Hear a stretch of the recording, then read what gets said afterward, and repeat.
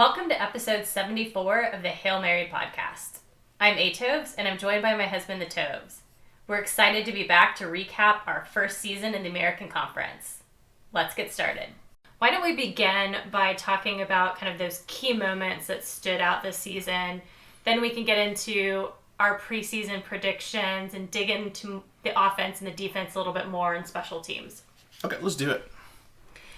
Last year we described the 2022 season as gritty and resilient, but I think we can say kind of the same thing about 2023.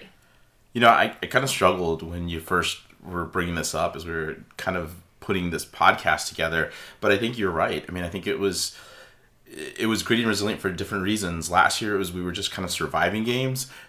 This season, it just felt like we were just trying to survive this entire season because of injuries to Frank, to Mekhi Hart, to Nana Onyewu. I know Onyewu probably wasn't a starter or anything, but still, he was a big contributor at the time and looked like he was going to have a special season. So, right. It was just, and then there were just injuries throughout the season that we all of a sudden, would rack up. Kavorian went down for a couple games. Trey Moore went down. So it felt like, I guess you can say survivor. I mean, that's how it really felt. Yeah, and I think, if I were to sum up this season in a word, it would be roller coaster, which I realize is probably 2 words, but yeah. It seemed like going into the season, we had these really high expectations because we didn't really have all of the knowledge of the health of the team. And then, things kind of fell apart or seemed to fall apart, and Frank gets injured again, and it seemed like we were on a bit of this free fall for a little while, and then we come back and conference play, we actually didn't have those close games. We didn't have those kind of cardiac moments because we get into conference play, Frank's healthy again, we actually are winning by, double-digit margins, and then we have Tulane, which obviously is, a huge disappointment. Didn't know Frank was injured at that point. And then we end with the bowl game. And, it's kind of funny. We mentioned this on the podcast before.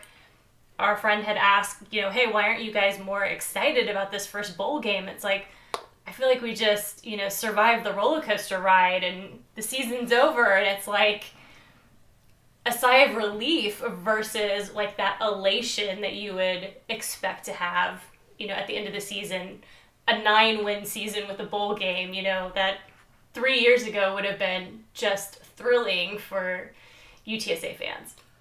Well, like we said before already, it's survivor, right? And because of it, it's like we got through the season. That's what it felt like once the bowl game was over. And I think it did hit us.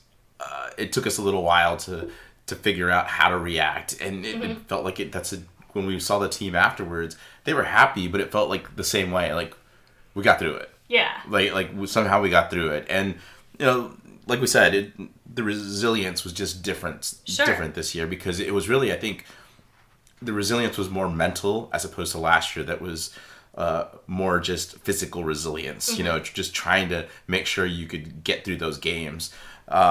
So, again, different reasons, different ways we shape this. Going into this season, as we kind of delve deeper, and look back at our season preview, we were wondering how we would compete against the bigger, faster AAC teams and, also avoid playing down the competition. Right. And I go back to some of the things you've already said. We were winning by kind of double-digit margins, but it also was because some of these CUSA teams kind of bottomed out. Yet even though they bottomed out, they still found talent. Right. And they stocked it up to the point where the bad teams in the AAC were still way better than the bad teams in, Conference USA. Right. And because of it, that's why I think when we went week to week, we were still hesitant to really call for blowouts. I mean, in some cases we did, but I think it was because we felt more comfortable with, okay, it looks like, the offense seems to be getting going with Frank kind of getting back in rhythm, and the defense has just been playing really well and keeping us in games. And so I think looking back at it, I know that you had already talked about like there was no cardiac moments. Well, there was also no cardiac moments because this was I would say, argue too, a team that executed a little bit better, Sure. was more disciplined. And that was something that we were looking for. Yeah. And, you saw it in 25 fewer penalties than last year. So certainly I think the way we saw this season as we talked through everything, it took us a little bit to kind of get through and figure out what were some of the main points. Yeah, I mean, two things. I think going into the season, we just had different expectations. And I think we would all have looked at the season differently had we had all the information going in. If we knew that Frank had all of these surgeries, almost retired in the spring, if we knew that, JT likely wouldn't be able to get back on the field, I think it would have tempered our expectations, and we'd probably be sitting here saying, this is amazing with all of the adversity we faced. 9 wins, a bowl victory, so exciting. But because we had these really high expectations, and we'd even started to buy into this is going to be a double-digit win season, and we're going to go to a championship, and other people outside of UTSA were talking about a New Year's Six Bowl or that potential. I just think we allowed ourselves to expect something different than what it ended up being. And the other piece is just we had to win differently. It wasn't this high-powered, almost air raid like offense that we saw in 2022. It was more of like the pounding running game, lots of defense, just a different style that doesn't give you kind of all of that excitement that you saw from the 2022 season. They weren't high flying. No, And I think there was missed opportunities. You had the Houston game, which we had kind of predicted. They always started out fast, and they did not start fast against Houston.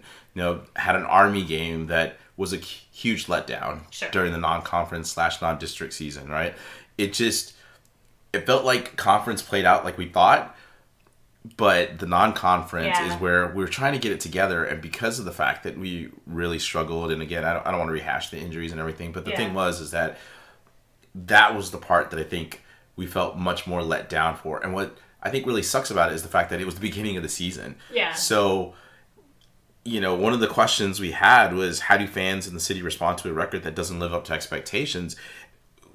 We're talking about injuries, we're talking about expectations and everything. And because of it, I think the fans, and I think the entire city didn't get that crescendo. But the other part to it is I felt like they were also kind of weary.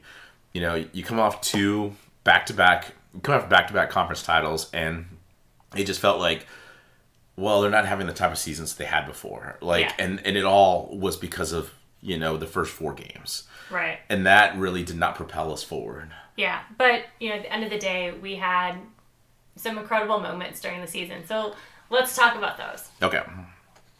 Well, we had the first bowl victory. I mean, I think that has to be the absolute, crescendo of the season, right? Yeah, and we should have known. I didn't mention it in the preview, nor did I mention the review, but our friend Big Brown was there in attendance, and whenever he's been in attendance at a game in the DFW area, we haven't lost. Yeah. So you're welcome, Coach Traylor. It was Big Brown that did it. It wasn't all your changes to Owen and that. It was all those halftime adjustments. It was Big Brown that showed up, and that's why they won. But it just felt good. We've already talked about it in our last pod, but it felt good to actually check that box off. And then check another box off, which is still undefeated against Texas State, right? We got another victory against them. And, we talk about big games. Like, that was one of the top 5 attended games at UTSA. So, we knew that the Texas State fans would be hyped up and energized and would show up for this game, and they did, and wasn't a pretty game, but we beat Texas State. That was one of the first things I said to Jeff Traylor when I met him back in 2020. It was like, if you do anything, you got to beat Texas State. It's a big rivalry game. Look, if we had not won that game, even if we won the bowl game right now, I think we'd still have a little bit of a bitter taste in our mouth. Like, we can get past the Army loss, past the Houston loss, but if there had been a Texas State loss in there too, I think that would have been much harder to look past. We potentially end up with the same record of 8-5 as them, and it feels like a letdown of a season in many ways. Now, one of the things that I think was left out of this Texas State game was the fact that they blew the opportunity, because they should have beat us. Oh, yeah. There was, Frank, as you mentioned, had kind of, that's where he gets injured, and then we don't see him the rest of the non-conference season. And then Mekhi Hart also goes down again. Right. Nana Onyewu, who we already mentioned. All these guys go down in that game, and it just felt like at every moment there was another guy down, and how was UTSA going to get through this? And, it was just crazy. We got through it. Like we said, obviously still undefeated against Texas State. But then I think as we roll into other memorable moments, Jeff Traylor comes up. And a lot of it is due to his verbal gaffes. Look, we love his fun ones that he has. He's had some before. I talked about, his wife hotter than fish grease. He talks about his wife as Care Bear to, all the media. But this season we had the kickers and punters drinking beer. He set up that joke, had it going, and then he, really overreacts to the fact that it kind of went viral because he set up the joke. Right. So we knew that something was coming. And then, obviously, ending the season with, having the coffee down my crack. Right. Obviously, I think everybody's felt it if they've ever gotten a Gatorade bath. But for him to just blurt it out was pure fun Jeff Traylor. He's playing fast and loose. He's just going with it. He's on the mic, and he's just being as honest can be. That's the fun ones. But I think what can be memorable is also the eye-rolling ones. Yeah. The ones, like Army, after the Army game, where he's doesn't set this up, but all of a sudden blurts out that there must be an easier way to make a living. Right. Called it sarcastic a few days later, but just doesn't land. Then kind of talks about keeping receipts right before conference starts because he's, didn't play well, as we talked about in non-conference, and then all of a sudden, and even he said they weren't very good, but they were going to figure it out. They did in conference time. But then he comes back and he says he's keeping receipts. And it's right. Yeah, and 1 minute he's talking about how he doesn't look at social media. The next minute, again, how do you have these receipts? You're talking about how there's a hashtag Fire Jeff Traylor out there, Yeah. And then, and then just chippiness around his, him interviewing for other jobs. Look, it happens. We know you're successful. So because of it, you're going to get a lot of attention. For me, I think I prefer him just to be honest and say, yeah, I have, but there's got to be a really good package to get me out of here. Yeah. Because I love it here. So there's going to be some things that have to be answered. We also weren't too, I guess, we didn't have that much anxiety when it came to potentially him leaving. Right. But some of these eye-rolling things, especially when he starts talking about the transfer portal, he loses Trey Moore. We thought we were going to lose him to the NFL draft anyway, but losing them to the transfer portal to UT doesn't seem like as big of a deal. Then losing Cam Alexander, he just starts acting like it's life or death. He's lost 2 players, and because of it, the world's falling. Yet he has been one to benefit greatly because of the transfer portal. So that's where he got Cam Alexander. So, some of these seasons and stuff like that, it just feels like, what were you thinking, Jeff? Let's not say those things. I get that you don't like this aspect of the transfer portal, but you benefited greatly from it. In the tune of 2 conference titles, in the tune of, the season you had this past season. But I think the one that irks me the most is the NIL. Yeah, of course. I mean, listen, as you mentioned, there are going to be players that we lose in the transfer portal. It's going to happen. The transfer portal giveth and the transfer portal taketh away. Right. And we've been fortunate because we've been able to get more players in through the transfer portal than we've lost. Like you mentioned, Cam, Trey, Zakari. Those are the ones that have left, and 2 of them to SEC schools. Cam Alexander is now, gotten an offer from Washington. He's allegedly going to be visiting Florida. If we lose him to a P5 school, it's a different story. And when you talk about kind of these cringe, eye-rolling moments with Traylor, he was talking on Jason Minnick's radio show, and he made this comment about, well, as long as we donate, we won't have to start over again with our team. And if I can just get, 1,000 people to donate $1,000. Look, I'm not saying we shouldn't donate to NIL.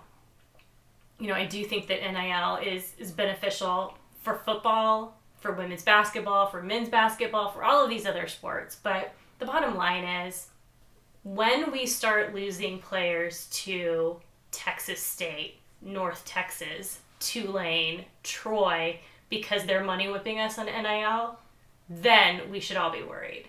But that's not the case. Right. So the sky's not falling. It's going to be okay. We're going to lose people occasionally to P5 programs. And if we do, good for them. And a lot of reasons we haven't lost more players is because of the fact that of him. Because of what he's built at UTSA, players want to stay. So, what it really comes down to is, as you said, it's not life and death. Mm-hmm. So let's just hope that the triangle of toughness prevails. This, kind of culture of excellence prevails for the UTSA, and we're going to be all right. Now, we do have some roster changes as we kind of move along here that we'd like to quickly talk about. Yeah, going back to kind of the NIL kind of conversation and transfer portal conversation, we don't know exactly who our super seniors for next year are going to be. Our best guesses right now, because they didn't participate in senior day, are that JT Clark's going to come back, provided that he's healthy enough to play. Christian Clayton, Elliot Davison, Dwan Griffin, Jamal Ligon, Ken Robinson, Sirius Simon, Donnie Taylor. We think we might be able to retain Oscar Cardenas and Joe Evans, even though they did participate in senior day. It just kind of seems like all signs point to them returning. And then there's still kind of this question mark with Rocco Griffin. He's got more than a year of eligibility left, but he is a graduate transfer. Not exactly sure what's going to happen there. But other than the people we've already mentioned transferring out, most of those guys that are leaving are people that we're probably processing out because they're not going to get playing time. So, right. Kedrick Cobbs is left. We haven't seen him play much. Avery Morris, Xavier Spencer, Javon DeBon. Again, some of these guys, they're probably looking for additional playing time. They've probably had conversations with the coaches. This is where the transfer portal benefits us because it opens up roster space. Right. And again, expect to see some additional players hitting the transfer portal in the spring. Another thing you also have to think about is some of these guys that have joined UTSA came in, probably would have been stellar Conference USA players, but now that we're in a higher level of competition, maybe, the coaches just think that they're not quite to that level. So, don't be surprised to see more kids getting processed just because some of them were recruited, prior to us knowing that we were going to be in the American Conference. Yeah, fair point. I mean, I think that's I think to really hit home here is that as we see some of these players leaving, they were Conference USA guys, and that's when you see some of these guys even that we have kept and continue to excel. Some of them just were that good. Some of them though are overachieving right now in the American. So it's going to be, do you really want to keep them? So some of these guys that are super seniors that could also come and play as well. So obviously lots of turnover, but as soon as we know more information, we'll certainly pass it along to anybody. We do have some coaching changes that we should talk about. Yeah, so Brad Sherrod, the linebackers coach the last couple of years, has apparently left the program, and it's being reported he's being replaced by Galen Scott, who was last season the linebackers coach at Louisiana. Galen Scott has a history with Jess Lepp. They previously worked together at Tulsa. He's also worked at Memphis. He was a defensive coordinator at Virginia Tech for a while, had to leave based on a personal scandal. If you want more information about that, just Google Galen Scott and it'll be one of the first things that comes up. But since then, he's been at North Texas. And really it sounds like, from everything you read about him, that the players like him. The reason he left Virginia Tech had nothing to do with a field issue. It was all, off field. So it sounds like he's going to be a great addition. And then we also learned that Jarrett Anderson, our offensive line coach this year, has left to go to Baylor. Not sure, if someone will be replacing him or not. Well, I will say this. If someone does replace him, I think that's a huge red flag because of the fact that you have 2 coaches for your offensive line. You don't need 2 coaches on the offensive line. Mm-hmm. And it's not like I'm really trying to say that, hey, we really need the special teams coordinator, but it would really benefit us to have at least a special teams coordinator. If not, at the very least, if you're going to bring in somebody else, do kind of what you did like with Galen Scott, where you're bringing him in and he could potentially be maybe a co-defensive coordinator. Mm-hmm. You know, he's got experience, so it might be good to have some of his experience, you know, kind of help elevate Lep, because we forget, but Lep, just 2 seasons ago, which was back in 2021, was the co-defensive coordinator. Right. So things to kind of think about here, but, you know, I just want to put that warning out. Like, if there's another offensive line coach, I think that tells you all you need to know about the status of our offensive line coaching. But speaking of coordinators, this could be the first season in a while where we might not be talking about a change at coordinator. Yeah. And it doesn't look like Jess Lepp or Justin Burke are going to go anywhere. Yeah, and I don't know what that says about it yet. You know, it could be a good thing, could be a bad thing. It's just a loyalty thing, I think, overall for Traylor. But certainly something to keep an eye on, because when you bring in somebody, like I already said about Galen Scott, you know, you could anticipate potentially kind of moving things forward. Mm-hmm. I'm not saying that Jess Lepp is leaving. I know I've given him a hard time. I know I've given Justin Burke a hard time, but I think they both experienced some growing pains at times this season, and because of it, you know, you want Traylor to continue to up the level, not only of the players, but also the coaches. Like, that just helps the team even more. So let's go and let's move on to talk about the team overall. Let's start with the offense. Give you some quick stats here. Overall, they averaged 421.6 yards per game and scored 31.9 points per game. It's down from 2022 by about 55 yards per game and about 5 points per game. Look, there were the injuries to Frank, as we already talked about, you know, obviously stunted that quite a bit. Right. You had some young wide receivers that were coming in, so, you know, question marks there. We also had a question mark about Justin Burke. We had no idea, because we only had 1 game's worth of data on him. Right. So there were questions about that going in.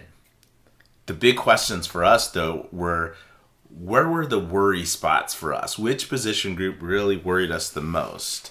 For you, it was the wide receivers, which I thought was fine. I thought we were going to be really good. Let's talk about how you felt the wide receivers ended up performing. Yeah, I mean, going into the season, it just had a question mark there, because obviously we knew Josh Cephas was going to be back. We knew that he had the potential to have a great season, but we also knew he had this looming situation with his, you know, DWI out there, and we didn't know how he was going to handle that. Right. That's a lot of pressure. You know, is he going to be able to kind of compartmentalize that and then have a great performance on the field?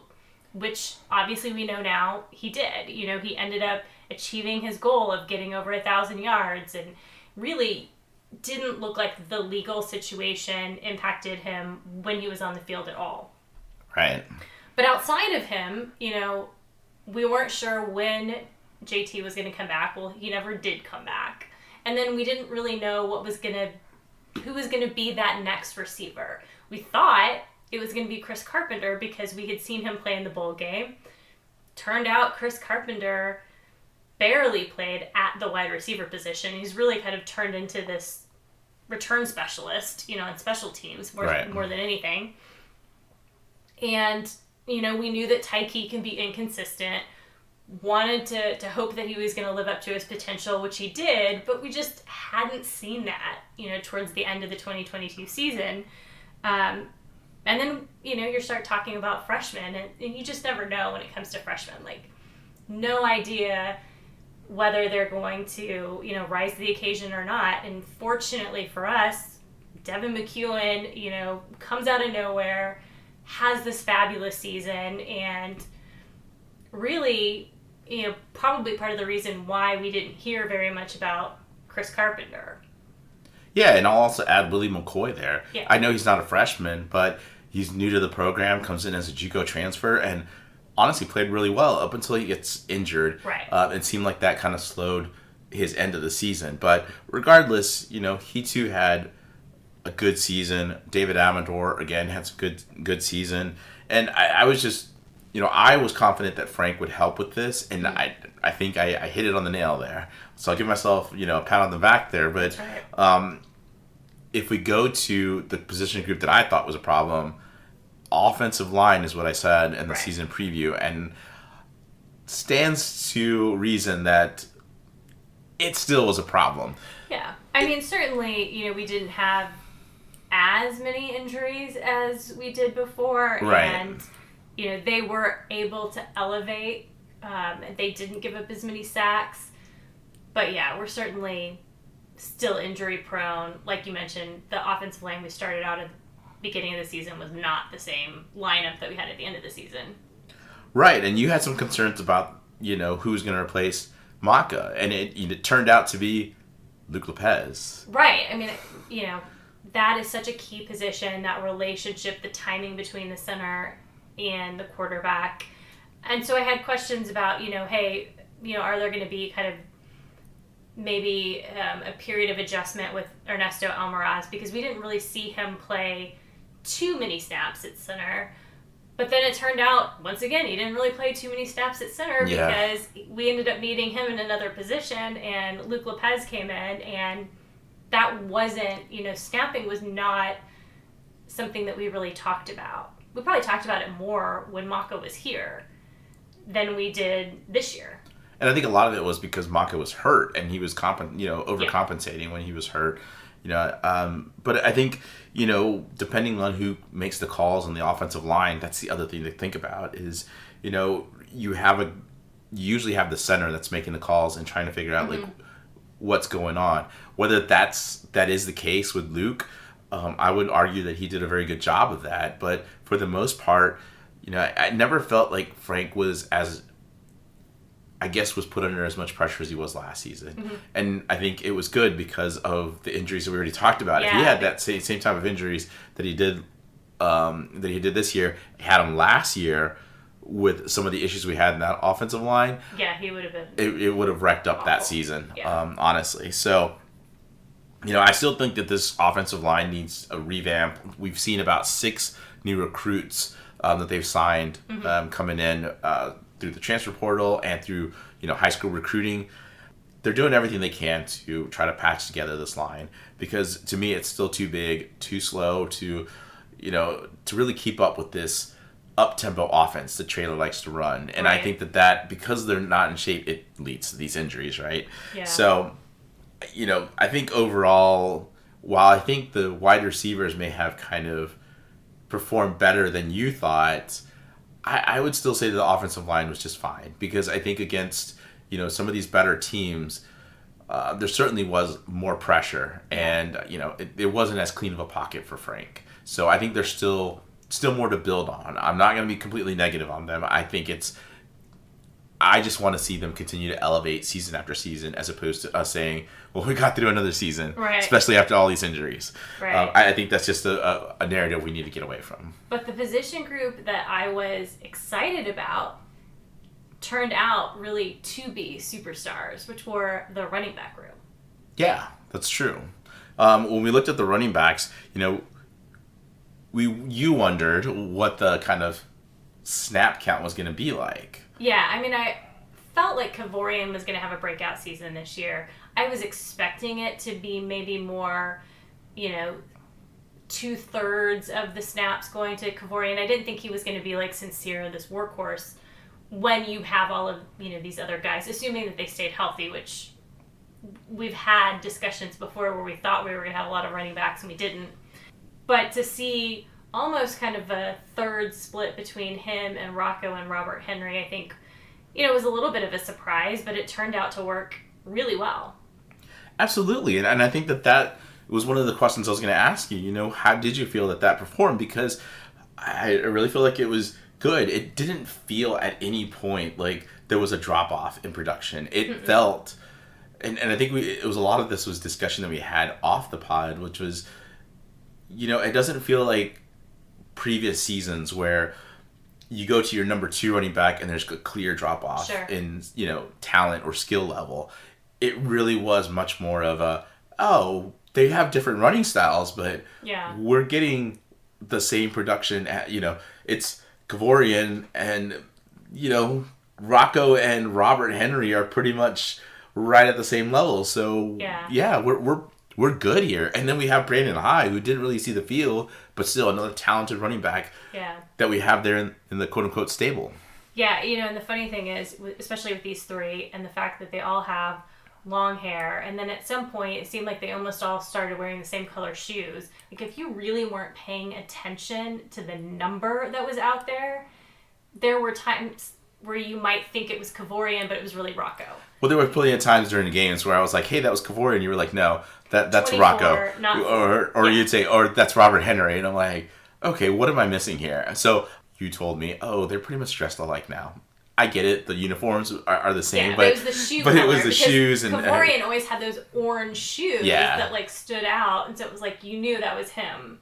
And I would venture to say that it felt like there was quite that unity there. Yeah. For the running backs, like it didn't feel like it was uber competitive in terms of I'm trying to steal like Kavorian's job or anything. Sure. It felt we're comfortable with the carries we're getting and the production that we're able to provide the team. So, I usually a running back feels like a guy that could be potentially, trying to be the kind of limelight hog. Mm-hmm. It was refreshing to see that from, honestly, three incredibly talented guys. Yeah, and we talked earlier about, some of the style being different, in the offense this year. Part of that, too, was we had 23 rushing touchdowns from these three running backs. And we haven't had that many rushing touchdowns from our running backs in a long time. And then, you can add in the 4 that Frank had.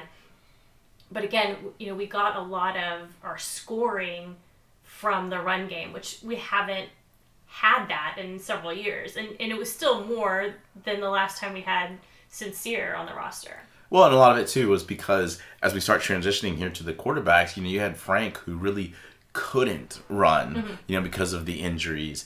And, his two backups, Owen and Eddie, aren't really, I would say, rushing quarterbacks. Mm-hmm. So because of it, you kind of run into this thing where you have to change your offense up a little bit. Yeah. And I think, honestly, I would have loved to have seen this stable of running backs back in 2022. Mm-hmm. I know that's wishful thinking. I know the realities, but it would have been cool to see, because it would have been cool to see how the offense really would have elevated because of it. Mm-hmm. To have 3 big-time wide receivers and then just gangbuster running backs back there. Right. It would have been fun to see how much they just ate. But it really helped this season. It really helped take some pressure off the quarterbacks, especially Frank, because, it felt odd yet fitting that he ends up his career on the bench injured, because that's where he started his career. Mm-hmm. And I'm not trying to take a shot here. It's just the fact that, he has taken a lot of shots. Yeah. I mean, the offensive line, as we've talked about, has been hampered by injuries, but he still would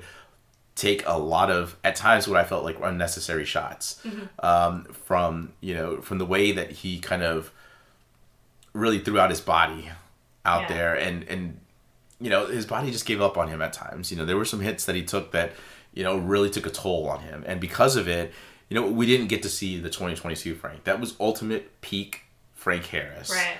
And to not get to see it this season again, I'm sure it's disappointing for him in the way he ended his career. But you can't take away the leadership. Mm-hmm. And I think, as we look at some of the qualities of Frank Harris and what he did for UTSA, what his legendary career, as we kind of look back on it, I go back to the, Frisco Bowl review when we kind of talked about comparisons, and I think that you start seeing some of the leadership aspects in Owen, the way he handled himself, after some adversity. And the way that he went up to the defense and his offensive linemen after, drives, always kind of going up there and looking like this redshirt freshman quarterback is trying to gain the respect from his, fellow players. And right. He did, I think, in many ways, really start. I mean, if he hadn't, from our point of view, at least from our view from our seats, it looked like he was working hard to build those relationships. Something that was probably easy for Frank, right? Yeah. So, I mean, I think as we look at the overall quarterbacks, I think it's safe to say that we had good production. I think the running backs obviously helped. But would you say at all that you were surprised by anything that happened with the quarterbacks? Well, let me just say this about Frank really fast. Let's just take a moment to think about the fact that Frank Harris has been with the program for 7 years. I forgot to say that. Yeah, that's right. And no other head coach, or coach, I think in general, maybe Kevin Brown, I don't know, we have to go back, but has anybody been with the program for 7 years besides Frank Harris? I mean, he has the longest tenure with the program of anybody. He's outlasted 3 head coaches to this point.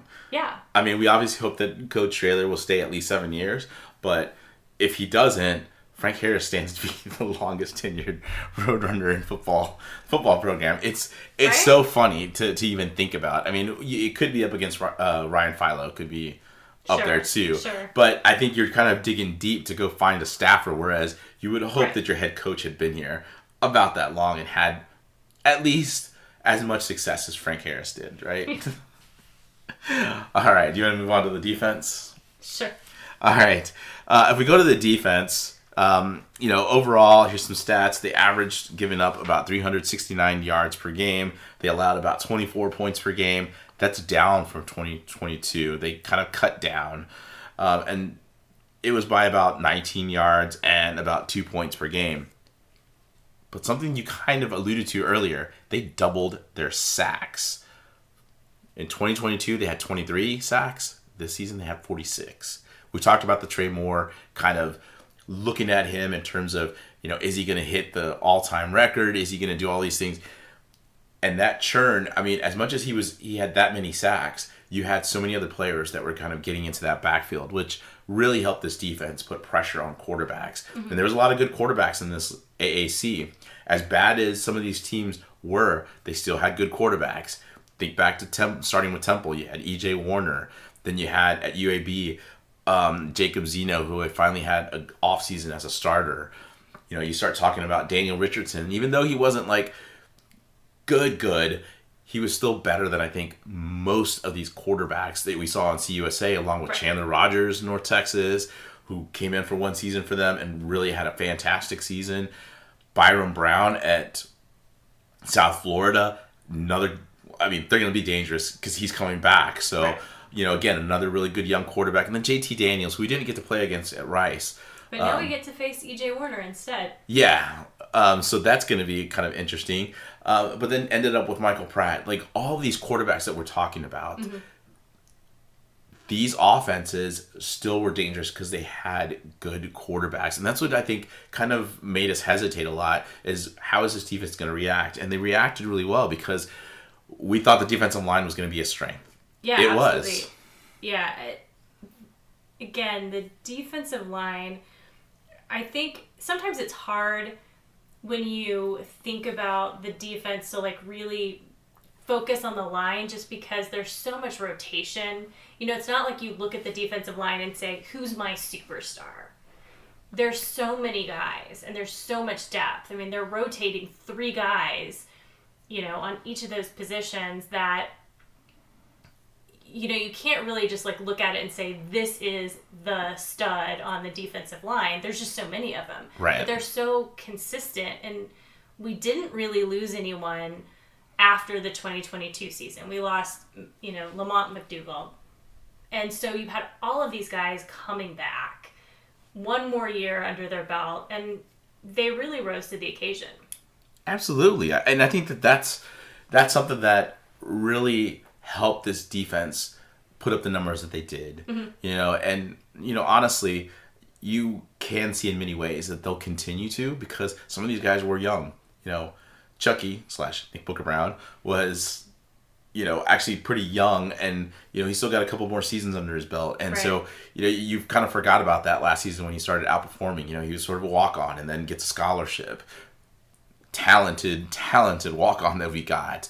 And you mentioned Joe Evans. You haven't mentioned Brandon Brown or Brandon Matterson, which I kept by the way, much like the running backs, kept confusing every Right. time we were out there. You had to remind me a couple times too. Who's 2, who's 3? Well, Yeah. I know it's Brandon. I just don't know it's Brown or Madison. So, but there was a lot of fun with that because, they certainly were the group that we thought they were going to be. So let's talk real quick about the groups that we were worried about going into this season. Yeah, I mean, the area that I had concerns about going into the season was the inside linebacker, who was going to be that replacement for Trevor Harbison. And, we thought it would probably be Avery Morris going into the season, and that turned out to be the case. But, he was a little underwhelming. Seems like he lost his starting position to Martavius French towards the end of the season, and probably one of the reasons why he hit the transfer portal. I mean, I think if you look at the season overall, they were average. Jamal Ligon, obviously, we knew he wasn't going to be an issue. We felt good about him. And I think there were times this season where he wasn't able to maybe be as productive because he was trying to compensate for the other, the other side of the... Yeah, and I mean, I think, we kind of talked about the fact that, is he going to figure, are we going to have a little bit of time to figure out who's going to be playing next to him? And I mentioned that in the preview, but I think we finally found that guy. It just took us a little while to get to Martavius French. For me, it was the safeties, and I don't know. I mean, I guess because we really didn't talk about them too much in a negative sense, that honestly, they had a pretty good season overall. I thought Rashad Wisdom had a pretty good season. We weren't talking about some of the issues that we had in past seasons where, the communication in terms of the coverage was lost as it was going across the field. And because of it, you didn't see broken plays in the secondary. Right. You saw guys get beat one-on-one at times by some great passes and great catches by receivers. But that's totally different than what we've seen the last couple seasons where all of a sudden you see a guy running free and the cornerback and safety are looking at each other like almost like the Spider-Man meme, right? It was like them pointing at each other like you're supposed to be.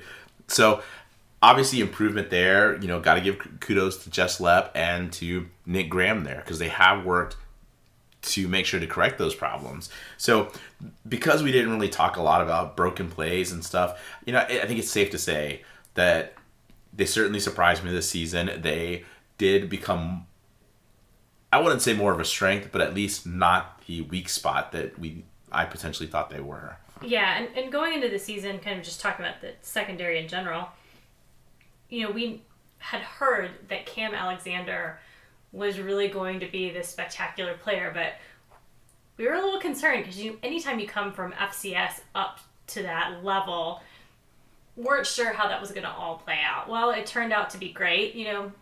Look, we had him for one season. It's wonderful. Sounds like he's going to have a P5 opportunity. So, good for him. That's going to end up being one of the question marks, I'm sure, for next season when we get into that part, though. Yeah, certainly. Obviously they're going to, as you said, they're probably going to start trying to recruit some more cornerbacks here too because, losing Cam Alexander, then losing Nick Troy. Yeah. We start losing some of this depth. We lost Cyrus Dumas to the transfer portal. So it leaves Zay Frazier and DeJuan Griffin right now as probably the top returning players and potential. I would say right now you could probably pencil them in as the starters if you're just trying to put together a starting lineup. Mm-hmm. But I think that causes some issues because I think there's concerns, at least with the inexperience of both of them. Right. And when I say inexperience with DeJuan Griffin, it really is more of the fact that I don't think that he's as strong as Nick Troy was or as Cam Alexander, certainly. So, and even then, I don't think he's as strong as Ken Robinson, a guy who's just can play cornerback or safety and has done well at both. Yeah, totally a underrated player. Absolutely. Now, of course, we can't, I think, end the defensive conversation without talking real quick about Trey Moore, about Danye, just how the outside linebackers performed. You have Owen Peewee, who's kind of, also kind of coming on and getting to have a chance to get on the field. Now, Jamari Robinson is more on the line, but obviously there's just some young players that are started getting opportunities to play this season. And because of it, on a stacked roster, I think, especially on the defensive end, it just became hard to have those, some of these snaps, as we already kind of talked about. But it just felt like, once again, much like we talked about the running backs, you bring in a guy and the level doesn't drop off. That is something that we have not been able to see from UTSA in general, but really I think it bodes well for this defense, because for too long I think this defense has been kind of it's been sort of maligned, obviously because of some of like the secondary breaks or busts, I should say, but also because it just felt like there would be, once again, there's drop offs from your guy, your first guy to your second guy. So I look for this defense to continue to improve. Obviously we're going to miss Trey Moore and his pass rushing abilities, but I certainly think that there's plenty of talent to come in and to make up for that. Yeah. All right, let's go to special teams. You certainly thought this would be the Achilles heel of this team, because it was going to be done as a committee approach, because as we've talked about many times, there is no special teams coordinator. Right. And I think against Houston, there were multiple issues. There was a big punt return, even though there was like a block in the back, there was still a big punt return. Lucas Dean did not look the same. It's not really a special teams coordinator issue, but it just looked like when UTSA had decided to do some fake punts, think about like Tennessee, think about Tulane, they're putting the ball in Oscar Cardenas's hands, and Oscar, while a great pass catcher and a good playmaker, does not have the athletic ability that I think you would need from somebody in that position to, kind of make some of these trick plays work. Yeah, that's where, again, kind of that committee approach, you just think, did we get into a situation of groupthink when we were coming up with some of these plays, or would they have been different if there was one guy saying, like, I'm not sure we really executed that very well in practice, maybe we should do something different. And there was less of the trick plays because of the fact that, as we talked about already, the margin of victory was larger in conference play than it had been in previous years. There wasn't the cardiac runners we kind of talked about, but it also felt like I think there was more organization under, wait for it, Justin Burke. As much as, I had kind of criticized him with the offensive approach, special teams wise last season, it felt like he had things together. Now, you want to talk real quick about these specialists, because I think that, obviously, I'm going to say it this way, but we had some specialists. Yeah, I mean, again, going into the season, we had question marks at special teams about, how we were going to replace someone like Jared Sackett. We knew how consistent he'd been. We'd had Hunter Duplessis before him. It's like, who is going to be, our kicker? We knew that Tate Sandell had, been able to do kickoffs, but we'd never really seen him kick a field goal. Right. We were bringing in this transfer in Chase Allen from Alabama, but there really wasn't a lot of data on him because he didn't play very much in Alabama. And, it turned out that, Chase Allen is just as consistent as Jared and Hunter. And I think he's been a great, replacement on the team. Tate Sandell missed the one field goal in Houston. Look, you expect, kickers to miss occasionally. So I'm not going to really hold that against him. But the thing that's underrated about Tate Sandell is that he has the school record now this season for touchbacks. And I know that sounds a little odd, but one of the problems that we've had with special teams the past couple of years has been our coverage on kick returns, and it might still be a problem. We don't really know, because Tate Sandell, with all of these touchbacks, kind of mask that, right? Right. So it's kind of one of those underrated things where, look, we had an issue. Maybe it's still an issue. We don't know, because there were very few, kicks that were actually returned. Yeah, absolutely. And I think that, as you kind of brought it up as we were kind of prepping for this, it was kind of weird, because it just felt like, maybe we could have had issues, because I kind of talked about it with the bowl preview, is that you have these young guys, are they going to fill their lanes? Are they going to stay disciplined? No need to when Tate Sandell is just kicking it out of the end zone. Sure. So. And then, of course, Lucas Dean. We knew he was going to be consistent. Kind of wondered, like you said at first in the Houston game, why maybe he didn't look like his normal self. Well, when a guy breaks both of his legs in the off season and ends up with the stats that Lucas Dean had, and they're really not that much lower than his previous years, you gotta be pretty impressed by that. Yeah, and to be fair, he broke one leg, that healed, and then he broke the other one. Right. So I'm sure that caused a lot of problems for him in terms of just having the strength in his legs. So, sure. Just to kind of finish out this conversation, a good season overall, I think, for the special teams. Like I said, I'll repeat it again, special specialists, right? Like, right. Lucas Dean was great. Tate Sandell did some great stuff. It was really, though, it felt like at times a committee approach to how they kind of got things done. But it worked best, I think, for the entire team, where some of the depth that we had really shone through. All right, before we go, let's get into some of the questions that we have for the 2024 season. We know Frank is gone. We know we're going to have a competition for QB1 next year.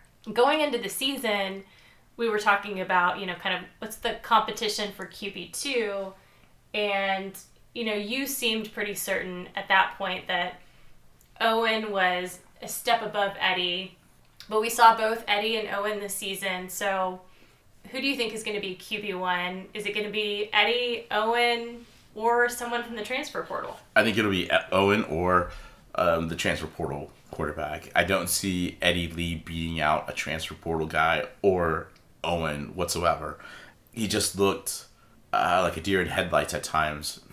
He looked pretty good against Army, but he couldn't sustain drives. Mm-hmm. Like, it was all just big plays, which was cool. But what that team needed at that moment was the Frank Harris type sustained drives over and over. Getting the 8-yard pass and then hitting the first down. Just instead of big chunk yards, getting little chunks and then moving the ball down so you can get some sort of ball control. And I thought that Owen showed that quite a bit in the game against Marshall. Mm-hmm. He showed that throughout the season, especially against Tennessee. Kind of marched the team down to get that first score at a throw to Josh Cephas. And then he had a big play when he threw it over to Ty Key for a touchdown. There was just moments where you looked at Owen and you said, you can tell that he's got experience. And, it when you see something like that, it just reinforces in your head, like, this is the type of quarterback we need. Now, if the transfer portal quarterback, depending on how talented, who he is, you can certainly see that battle go on between him and Owen. But I just, that's who I think is going to be competing. Given that we don't know who the quarterback is going to be at the helm, do we anticipate that we're going to have some offensive scheme changes? I don't think so. I think based on the fact that you have the 3-headed running back attack, until we know differently, maybe in the spring or something, if one of the guys transfers out, I would imagine that they're still going to be heading up the running attack, and you don't necessarily need a scrambling quarterback like you had with Frank. You can have a guy that's more of a pocket presence like Owen, even Eddie Lee. Like, they're similar quarterbacks in that they're not like dual threats. Right. So because of it, I think you're not anticipating big changes. Now, you could see some tweaks just to kind of fit with the whatever their style is, but I can't see Traylor or Justin Burke going back and saying we're going to really revamp, just how we run this offense. I think it's going to stay RPO, which I'll leave it like that. But it'll be a heavy RPO offense, and we'll see how that decision making comes across. So, given that we know, the main position of quarterback is going to be different on this team, do you look at it as being a rebuild or is it a reload? I mean, I kind of see it as sort of a rebuild because, this is the first time you're not going to have your longtime quarterback. So there are going to be some things in the offense that are going to change in terms of, I think, not like scheme-wise, but just the way the offense has operated for so long. You got used to Frank being back there. Now you have this new guy that's going to be back there. So, it feels like a little bit of a rebuild because you're also having to bring in another quarterback. But in many ways, it's I think it really kind of leans itself a lot more to reload, just because the roster's still pretty talented. Right. And they're bringing in guys that I think are going to be either depth or at least try to make some sort of impact next season. I mean, would you disagree at all, or? Yeah, I mean, I think it maybe feels like an offensive rebuild and an overall reload, if that makes sense. Yeah, that does. I mean, I don't think you can really peg it down to it not being some type of rebuild. So that's why I kind of said, like, there's going to be a little bit of a rebuild in terms of figuring out, this change at quarterback. But I don't think it's going to be so major that you're going to have huge. You feel like teams. it's just completely we're going to go. team. Yeah, we're not going to go completely air raid or something. Right. The defense has been such a big part of the success this year. Do you think we can maintain that going into 2024? I mean, based on the kind of players that we have returning or possibly, losing as well, I don't see that.